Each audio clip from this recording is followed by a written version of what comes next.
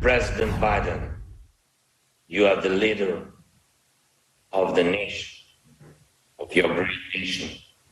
I wish you to be the leader of the world. Being the leader of the world means to be the leader of peace. Ukrainian President Volodymyr Zelenskyy delivering a moving speech today to Congress and the world, drawing on emotional moments of U.S. history. 9/11, of course, also Martin Luther King Jr.'s I Have a Dream speech, in an attempt to also draw American politicians onto his side. He has risen in popularity since this war began through his social media posts. I think 15.9 million right now on Instagram, his compelling speeches to the world, and his refusal to leave Kyiv despite threats to his own safety. He's target number one.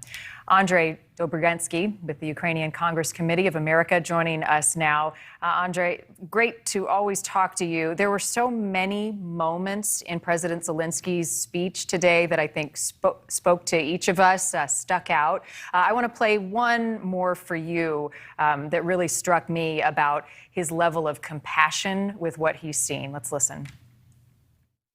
My age stopped when the heart of more than 100 children stopped beating. I see no sense in life if it cannot stop the death. This is presidential, yet he's a person. It's the humanity of this situation. Your reaction as you watched Zelenskyy address Congress?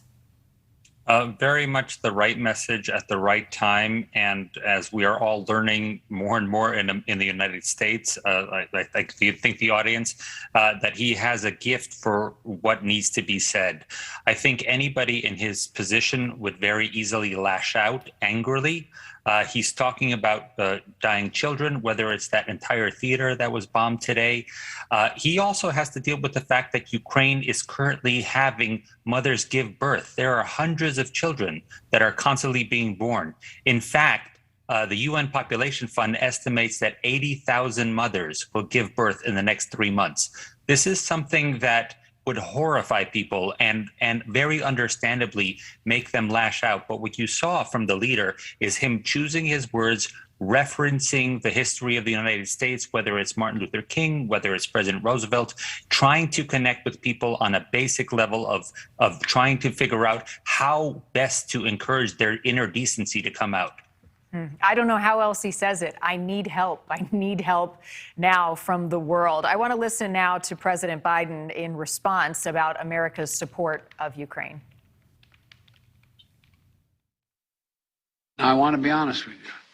This could be a long and difficult battle, but the American people will be steadfast in our support of the people of Ukraine in the face of Putin's immoral, unethical attacks on civilian populations.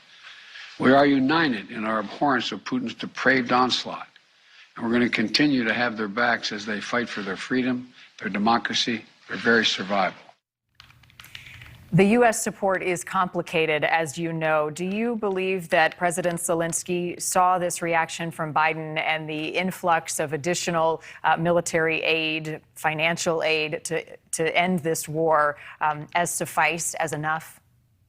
It's never going to be enough. First of all, he's absolutely grateful for what the United States, and he specifically cited the taxpayers understanding that this is American treasure that's being put over to Ukraine. However, when you talk to the migrants who are coming, of the displaced people, there was a large Senate CODEL that went to the Polish border just a few days ago, and they saw these people coming over, and the people there simply said one thing: close the sky. They weren't saying no-fly zone. They were just saying, please close the sky. If the sky had been closed, using that metaphor, then those people would not have left, especially the people on the western side of Ukraine, just after that town 11 miles from the border of Poland was bombed. They are saying, we would like to return if you in the West would simply stop this. And I'm not going to call it a pummeling. I'm going to call it the war crime that President Biden did. These are war crimes that are happening in civilian areas. And if there's anything that the might of the United Western Alliance can do, it should be to stop this killing of civilians.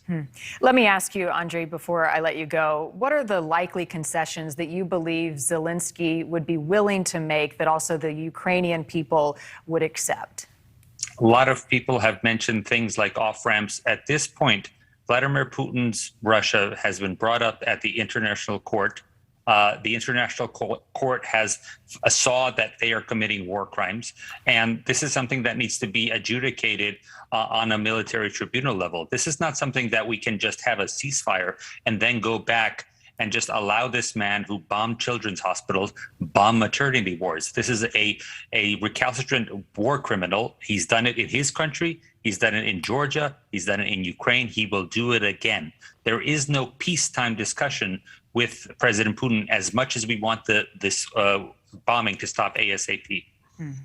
Andriy, appreciate your time as always. Thank you. Thanks for watching. Click the red subscribe button below so you can get more of NewsNation's fact-driven, unbiased coverage.